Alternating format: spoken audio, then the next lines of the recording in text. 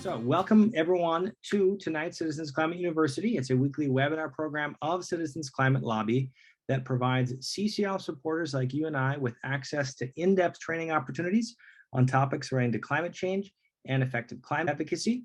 I'm your host, Brett Cease, and tonight we're going to have a chance to review CCL's Transformational Organizing Guide. The guide is a series of pillars that describes what we call transformational organizing, which really is focused on helping each of us as CCL leaders develop and strengthen our own leadership development and capacity throughout the organization. So by practicing these ideas in our groups, we're going to increase the number of highly engaged and motivated people that we work with and enable us to help reach our own goals. A little bit of backstory, we wrote this guide back in 2017 after working with Dr. Hari Han's book, How Organizations Develop Activists, as well as her plenary talk at the 2017 National Conference. We also focused on a book written by Neil Doshi and Lindsay McGregor called Primed to Perform. And both of these works really helped us as organizers focus on what we are already intuitively doing, but helped us think about them more directly and with greater depth. So to help me walk through and explain each of these pillars tonight, I'm going to be joined by Madeline Para, CCL's wonderful president, as well as Ricky Bradley, CCL's IT director. And if we've done our job well, after our training tonight, you're going to walk away with the following 3 learning goals. We'll have the chance to highlight the 5 pillars of transformational organizing to help each of us strengthen our leadership development in our chapters. We're going to think through why each of these pillars is important in building capacity throughout CCL. And we'll also jump into actually taking action and thinking through how we can put into practice each of these pillars within your local chapter, your state, your region, your action team, whatever level of organizing you're really involved in within the organization. So we're going to divide this up by basically reviewing each of the 5 pillars. We'll start with pyramid of engagement. We'll then go to the CCL Way. We'll review the conditions that motivate, the elimination of blame, and then the empowerment of our volunteers. So with that, I'd like to just start by acknowledging, but this quote that she gave us, and Dr. Han's also an advisory board member of CCL, I think really grounds the whole work, and that is, movements work by transforming what people think is possible, all right? And in CCL, we transform what people think is possible for Congress, what they do on climate, and in the process of transforming what people think is possible for themselves to accomplish as well. So regardless of the motivation or the skills a person brings when they join CCL, we succeed when we help our volunteers take that next step in becoming part of our movement. And in turn, obviously, empowered volunteers help us reach our big organizational goals. So with that framework, let's really start discussing each of these 5 pillars. And I'll take the first one, and then I'll pass it to Madeline to review the second. Ricky will take the third, and then I'll jump back in for the 4th and 5th. But you may be familiar with this pyramid of engagement. You may have heard it discussed. You may have seen it in a guide from Dr. Han, from our own work. This image is adapted from her book. Obviously, just like our elected officials, our goal as CCL leaders is to move our volunteers up this pyramid of engagement. So you can already see kind of the base level all the way to the top. That arrow is cultivating agency up the pyramid. And at the bottom of the pyramid are the joiners. They have that basic connection with the organization. And you might engage in actions, at that level, like signing up for our email list initially, maybe donating money, clicking around the website. This initial engagement, though, what sets joiners apart from others is that it's a non-committal level of involvement. And, as affiliates of the organization, it's great to have people like that. As a group leader, as a state coordinator, you don't have to worry about them. Don't get rid of them. We know sometimes life circumstances change where they can float in and out of that role. But it's really a crucial component to think about engaging volunteers on this base level of the pyramid to understand how whatever barriers they might have in moving them up exist. And by doing that, really helping them become that next level of task doers that you can see here. So task doers are those that kind of ramp up their effort to take more actions, not just being a collectivist, but actually attending your monthly meeting, logging on to one of these trainings, At this next level, volunteers take actions without taking responsibility for their outcomes, though. And that really is the distinction between a task doer, somebody that's doing a specific discrete action, and a role taker, that third level as we move up, who is actually taking responsibility for an outcome or an area of the group functioning that they see. So again, role takers are actually somebody that take on more responsibility or ownership of an outcome, such as I'm going to make sure that 50 people from our chapter attend the upcoming national conference. Task doers bring food to the next monthly meeting or sign up to call their member of Congress from the monthly calling campaign. Both of those roles are crucial, but in this pyramid of engagement, that role taker is moving up that pyramid by making sure that they're stepping up to not only do a discrete task, but taking responsibility for the outcome and enlisting others in helping make that possible. So lastly, as people become more engaged, more thoughtful, that highest level of the pyramid are those that what we term become leadership developers. And that's actually from Dr. Hahn's work as well, I should say. So when volunteers start developing that leadership capacity of others, at this stage, the volunteer recognizes that developing other advocates is a crucial part of achieving our shared goals as CCL. And this, when you realize that our success not only lies in your engagement, but in helping cultivate that in others, that is the very heart of transformational organizing. And one of the key things in engaging people, and we'll get into this with some of the other the actual pillars, not just in this levels discussion, is that we come into this organization or any organization we might be affiliated with at various levels. So not everyone joins CCL as a joiner or an affiliate. Some people may already, come in guns a-blazing as a role taker, or already have that kind of firm vision that I want to join to do this specific task. And that is entirely great that we have such a diversity even from the get-go of our volunteer base.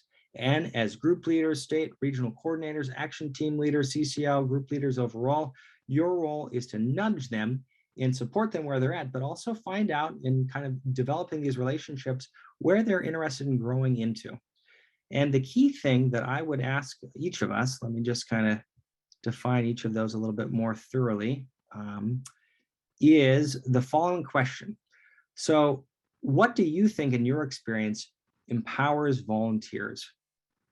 As a transformational organization, CCL places that empowerment as key to our mission, to our strategy, and all of us as CCL leaders really have to match that size of the problem we're tackling in the groups that we're leading.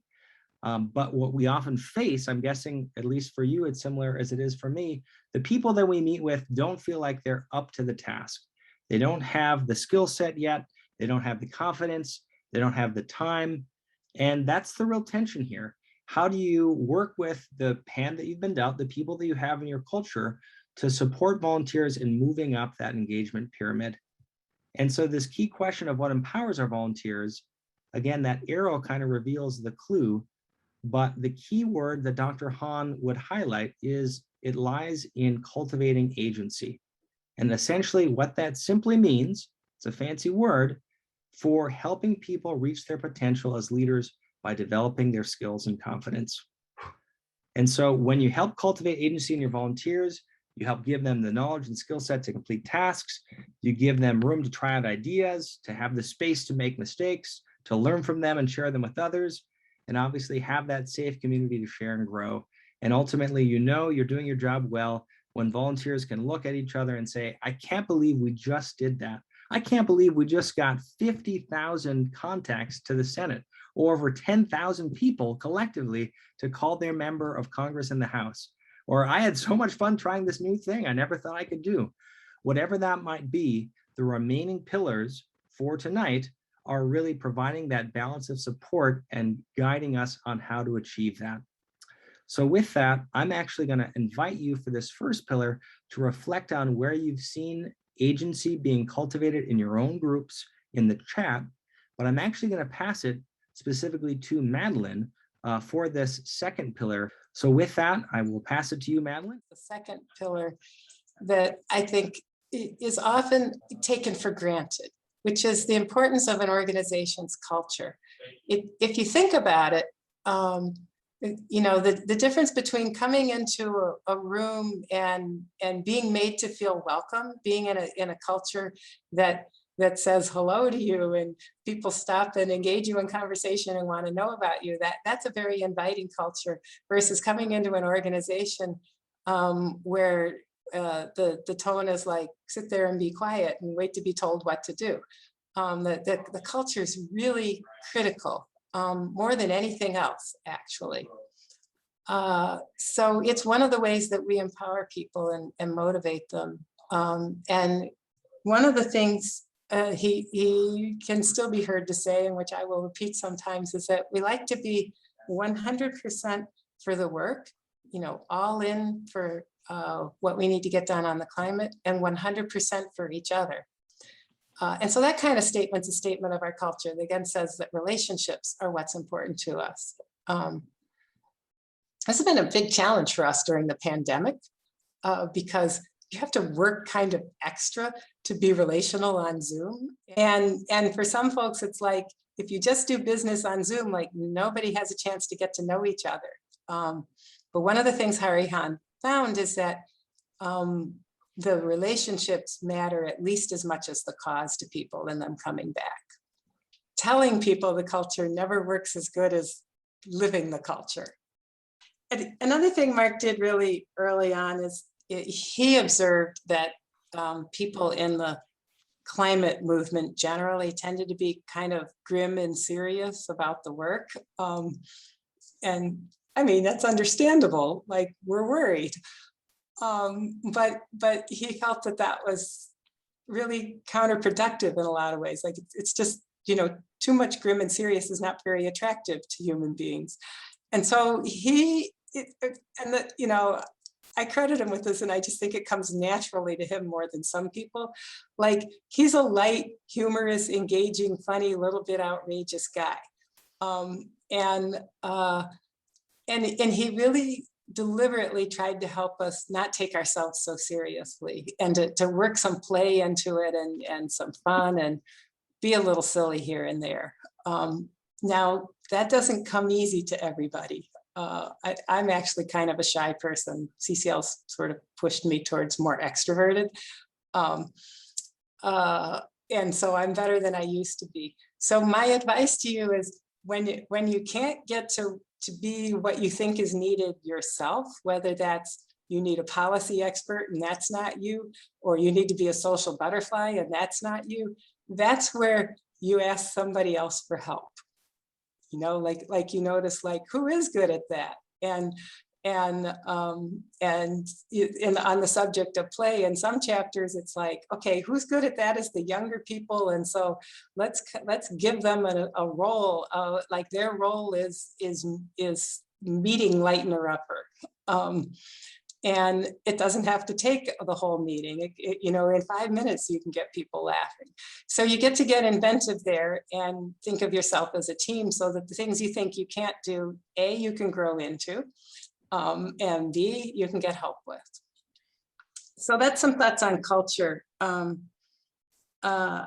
would say we try to model the culture in our national call and our conference and our trainings as much as we can. And I guess I would be interested to hear where you've seen the culture modeled for you of CCL well that other people might want to pick up on. So any experiences you've had? I think that's such a great example. And again, you know, the thing that really stands out when you read Dr. Hahn's writing, and you kind of, she does a great span of not just environmental causes, but thinking through, you know, specifically what people are drawn to in any cause, in any social movement. It is, you know, people come for the actual movement, but they stay for the people. And she showed over and over with anecdotes about people that got involved, and they may not have even cared or paid attention to the issue, but they kind of kept hanging around and staying and, you know, getting more activated just because they felt so welcome. And that is unfortunately such an increasingly hard experience for people in their own, you know, civic associations in a time and an era, even in COVID right now, where we're having really hard time staying connected. So Please keep thinking about those, but to stay on track, let's keep this train rolling, and I'll pass it to Ricky to think through our third pillar of the actual transformational organizing guide. Thank you, Brett. Edward Deci, a psychologist and intrinsic motivation guru, said this: the proper question is not, how can people motivate others, but rather, how can people create the conditions within which others will motivate themselves? So we should think less about motivating others and more around creating the conditions for others to motivate themselves. A transformational organization is one in which the conditions are right for people to motivate themselves, and how well volunteers perform really stems from what motivates them in the first place. So what drives individual motivation? Now, research shows that motivators generally fall into two buckets: direct and indirect motivators. And some folks refer to these as intrinsic and extrinsic motivators, but we're going to call them direct and indirect motivators because they both motivate, only they actually impact short-term versus long-term motivation. Now, direct motivators increase long-term motivation, which really helps individuals, especially like, or you think about our supporters of CCL, be more effective and satisfied. We want long-term motivated supporters. Indirect motivators, they actually lessen some of that long-term motivation. They're really good at short-term motivation, but they lessen or weaken long-term motivation. Those are things like emotional and economic pressure. Those are short-term motivators. So let's focus on direct motivators, the ones that strengthen long-term engagement, lead to more engaged, persistent volunteers, and foster the conditions within which people can motivate themselves. And we call these motivators, there's three of them. They're called play, purpose, and potential. Let's start at the beginning. Play. Play is the most powerful motivator. It is finding work that you enjoy. People feel the sense of play at work when the motive that they go to work is the work itself. You work because you enjoy it. And because the play motive is created by work, it is the most powerful motivator. An example of this would be a member of Congress or a congressional staffer who might be a policy wonk, and they really just enjoy crafting legislation, coming up with solutions to ideas. So they would feel at play when they are working on some policy stuff, and that's something that they enjoy. So that's play, the most direct motivator. The next is purpose. And that is when you believe in a greater outcome. A person who's motivated by purpose is not motivated necessarily by the work itself, but they're motivated by an outcome of the work. It's that they value that outcome. You can think a lot of CCL supporters are probably purpose motivated, right? It's not necessarily second nature to us to be organizers, but we know what the outcome is, that we create an engaged citizenry that can go have and develop relationships with the members of Congress, and that's really important. So purpose is the second strongest motivator. Taking the same example or extending the example from a member of Congress or a congressional staffer, a purpose motive might be akin to them seeing that they are there to serve and be in public service. So it's not necessarily that they're excited about writing policy, but they see the purpose of being a public servant as being a value that they outcome. So it's not the work itself, it's the outcome of the work. The final motivator is potential. The final direct motivator is potential. And that is when you have a work that you do that's a step towards a personal goal. And people are motivated by potential. They see the work as a stepping stone to something else in their life. They do an activity because they know it's going to lead to something else, a personal goal. And you can see how a member of Congress or a congressional staffer might be motivated by potential for a higher office, right? That's the potential motivator.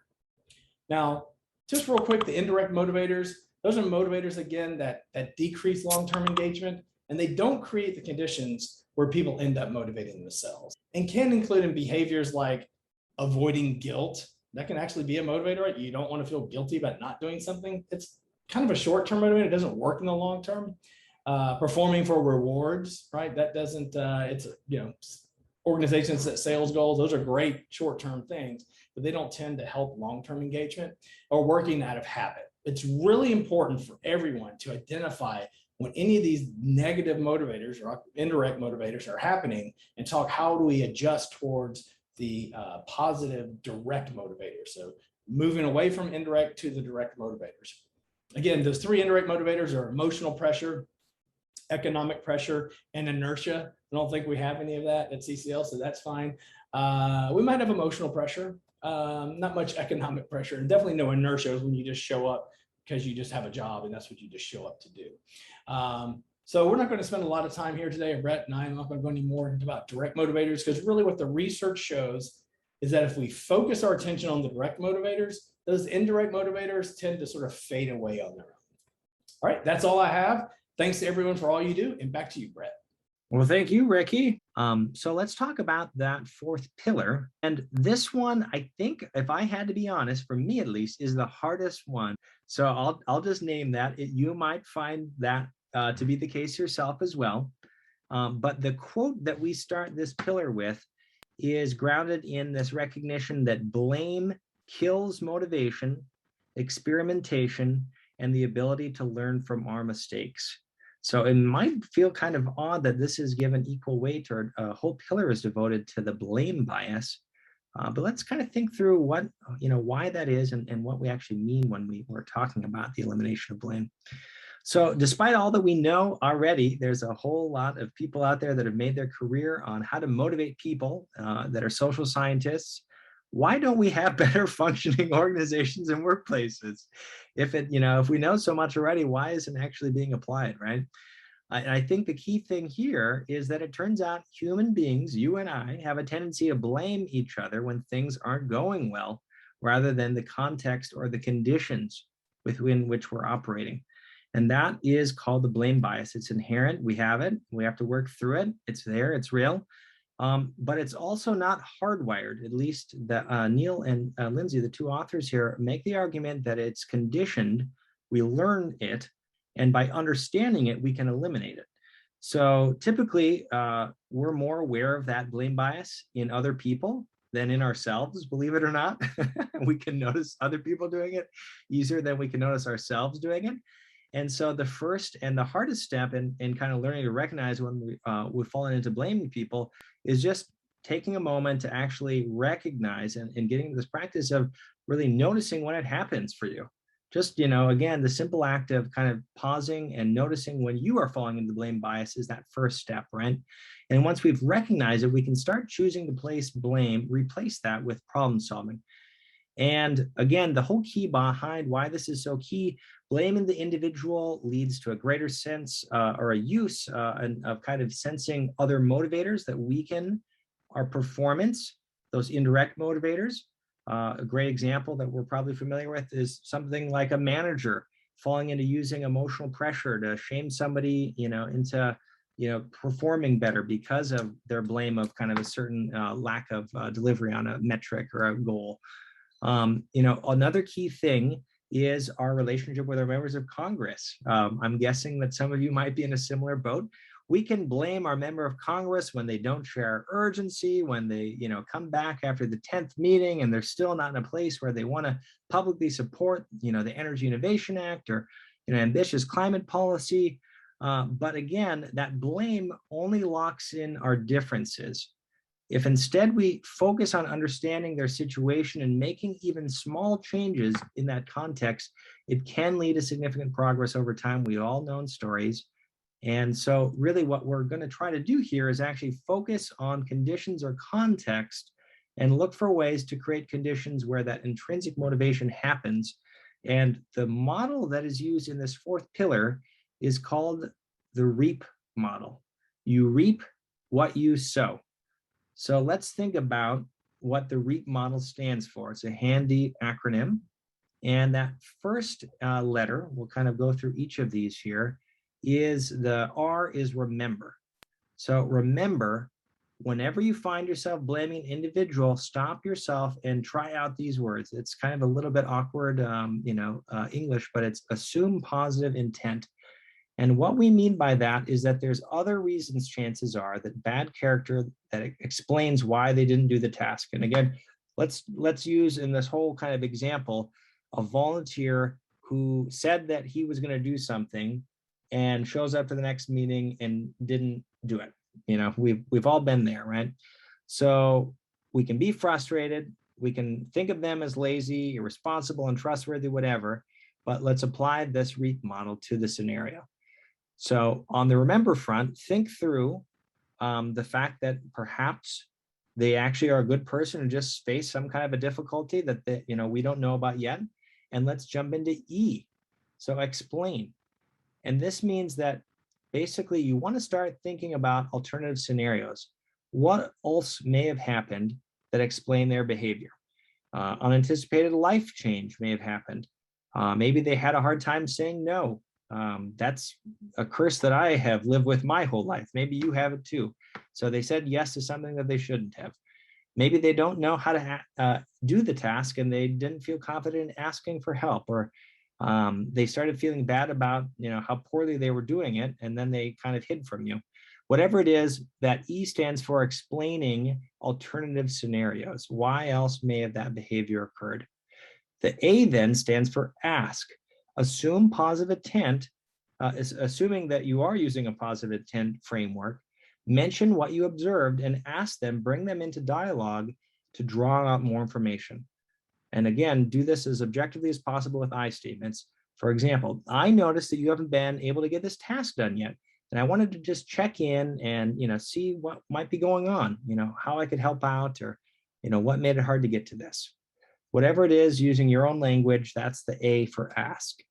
And then P in the REAP model is making a plan, right? So how are you actually going to, in that asking, identify the root cause and collectively develop a plan to remedy it? Do they need more information? Do they need support? Do they need permission to feel like they can back down from it? Whatever it might be, the key with the REAP model is assuming positive intent counteracts the blame bias. It allows us to really unlock any of our volunteers. Chances are almost every single person that you've worked with in your time with CCL or in other organizations has bumped into one of these roadblocks. And using that REAP model kind of unlocks that potential again, gets them out of that indirect motivator cycle where they're only doing things because they're feeling guilted into it, or they don't know how to kind of say no, or whatever it is, and really overcome barriers so that they can try new things and feel good about whatever contributions you identify as a plan together. So that is the REAP model. And all right, so let's jump into the fifth pillar. And then obviously this one, I think in particular, is one that all of you are actively practicing already. So we're kind of putting some framework or some language around it. So the fifth pillar in particular is emphasizing the importance of doing things together, helping people determine their own role, and checking in with them periodically to help lead to that greater engagement.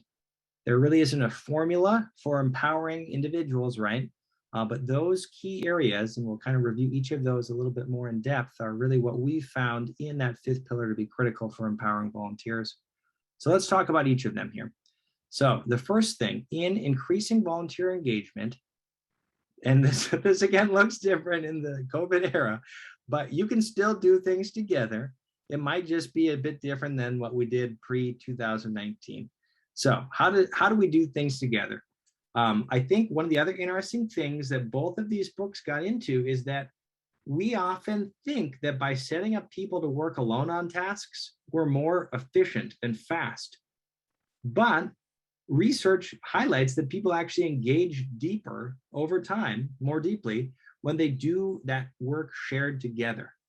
So again, don't be rigid about it. But I know a lot of you looking around the room here, the Zoom room, do co-working.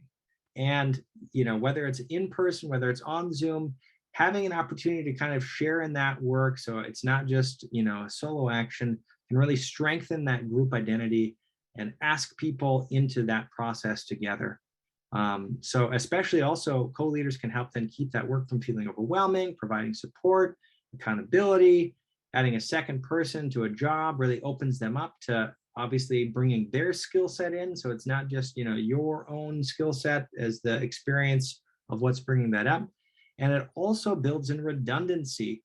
For all the engineers out there, it's good to have backup, right?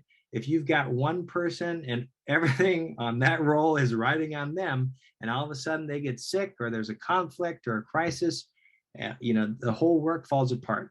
So doing that work together, I think, is really key in the empowerment of volunteers. Now, the next thing that we want to get to kind of practicing, and we've got some great training by Gene Rytalk and others, on specifically learning how to make requests, is to move people into being empowered by asking them to really take a commitment and make that goal. And you can do that yourself. You can do that by, as a group leader, asking others. And again, as you make that ask, as we practiced even, with the Senate reconciliation campaigns this summer, you can ask very directly and say, I have a favor to ask you. You're very welcome to say no, but here's really what would help out right now. We're really in need of this, or this is an area that we really would love to find some leadership in. Are you interested in trying it on for size? Whatever it is, making that direct ask and allowing them to then respond with an affirmative, with a counteroffer by saying, no, unfortunately, I'm not able to do that right now. Each of those is equally acceptable. And if you're doing this on your own front, developing roles for your volunteers or for yourself, we found this kind of template to be really helpful. And essentially what that allows you to do in defining a role, again, if we're moving from joiners to task doers to role takers, and kind of defining your role, you can name this 3-part area. So as your title, as the media monitor for CCL Charlottesville, I will check XXX, these 3 papers or sources of online news once a week, and the deliverable, by activities, give that back to, my chapter to invite them to write LTEs. So you can think of this as a very simple 3-part formula to help empower your main task, your role takers, to transition from task doers and have a specific title to help them be invited with an honorific way into that shared work together as a chapter. And I think the key thing also that you had mentioned earlier, Cynthia, that I really love, is that as you get to know your members, your volunteers, you can begin listening for what it is they like doing and, propose possible roles and co-collaborate with them, right? To think, to help them think of what role they want to play. You did that perfectly in that example, right? And so it's a collaborative process. You can match up what the group needs, what the people in it are interested in doing. And when you've got that, secret sauce of people doing what they're enjoying doing and believe in and want to be improving in, and it's benefiting your group, that's exactly kind of where that intersecting need is so critically met. And the last thing that we want to highlight on this 5th pillar is the importance of not just, starting the top off in a spin motion, but checking in occasionally on that to make sure everything's still spinning, right? You don't just want to kind of have that one conversation and, okay, great, talk to you again in 3 years. How do you have a structure where you are checking in with your people? And again, relationships dictate the frequency, the length, the format, but thinking through the importance of coaching as leaders is equally critical in that 5th pillar's work. And in this guide, what we think through are 3 overlapping domains in our coaching. We want to, as leadership developers, provide motivation. And by that, we mean encouraging, being the cheerleader on this side, helping people identify barriers, getting over their sense of discouragement or despondence, helping them really identify what they're interested in, being that motivator. We also want them to feel like they have the skill set that they need. So you as a coach can help them build up that muscle, help them exercise becoming a better letter writer, or eventually maybe even an opinion editorial writer by, starting with just an LTE writing workshop and kind of helping cultivate their growth in the skill set that they're interested in continuing to deepen. And if you don't have it, chances are you don't know everything. Who can you connect them with in your chapter, in your local community, to be that mentor with them, to kind of be that sage, on the side, the guide on the side to help them move forward. And then lastly, your other role is thinking through, kind of taking a step back and identifying how they can have that larger 360 view on how their goals achieve the larger chapter purpose, which unlocks the state's goals, which ultimately influences CCL's national push. How can you kind of help strategize? And, maybe you've got a team of 50 people that like bringing snacks to your next meeting. Well, that's really helpful. But if you're only doing that, chances are you're maybe overdeveloped in one area. So how can you have a strategic view as a group leader, as a leadership developer, to have a well-rounded chapter and really cultivate and bring in almost like again, a conductor, a very favorite metaphor of ours, to really bringing out a lot of these different skill sets across all of the levers. And one of the ways that we kind of provide coaching advice in this guide is with a sample conversation. I won't read through the whole thing here, but again, a shout out if anyone's interested. I know Debbie's already put this in the chat. The full guide's available. If you just search CCL Community for Transformational Organizing, it's the top hit. And you can think through in that conversations with your people, finding out what they need, finding a way to fill that need, and then reflecting back and iterating out. So what worked well? What did you learn? What can we do better? And applying that to the next conversation. So the reason why I wanted to conclude with this is that it's not the last word or the only word on how we can effectively empower each other. But I think the act of creating this guide hopefully provided a sense of useful information and a framework for us as leadership developers in CCL to experiment with and build on. So again, as we said, as the beginning of this guide's launch, we trust you to try things out, see what works for you, share successes, failed attempts with others so that we can keep improving and growing together as an organization. Please feel free as you continue to reach out and try all of these approaches, to continue to think through and share what's kind of working for you in your own group development. And we're only going to be as effective as, what we can learn from each other in this process. So I hope that tonight was useful, that it led to some inner discoveries for your own chapter and state and regions applications. And please stay in touch. As you know, here's how to get in touch with me for feedback. And here's a link to our overall forums. So with that, I will stop sharing so we can see each other's smiling faces, and I'll unmute everyone so we can hear each other too. Thank you, everyone. Thanks, Brett. Thank you, Brett. Thanks, everybody. Thank you. So good to see you, friends. Thank you for listening to this episode of Citizens Climate Lobby's training program. You can tune into more episodes anywhere podcasts are available. Inspired by what you heard today? Join Citizens Climate Lobby to advocate for bipartisan climate solutions. Go to community.citizensclimate.org to find more trainings, resources, your local chapter, national action teams, discussion forums, and more. Be sure to like our Facebook page and follow us on Twitter and Instagram @CitizensClimate. We also invite all of our listeners to subscribe to our YouTube channel for more inspiration. And together, we are creating the political will for a livable world.